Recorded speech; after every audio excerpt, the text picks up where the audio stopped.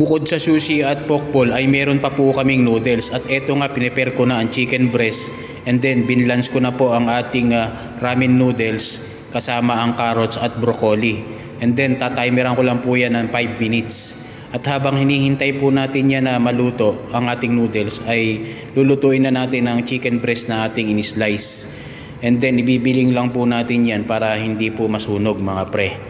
And then after ng 5 minutes mga pre ay luto na ang ating ramen noodles. Ilalagay lang po natin sa isang gilid yan mga pre at mare. And then continuous na tayo sa pagluluto ng ating special sauce. At naglagay na nga po ako ng onion and garlic and then sinutay ko na po. Then sinunod ko na po ang aming special sauce ng aming ramen noodles and then nilagay ko na po ang ibang vegetable niya. White cabbage, capsicum and then ang ating red cabbage mga pre at mare. And then sinutay ko lang po yan and then after nyan ay ilalagay na po natin ang ating binlance na ramen noodles.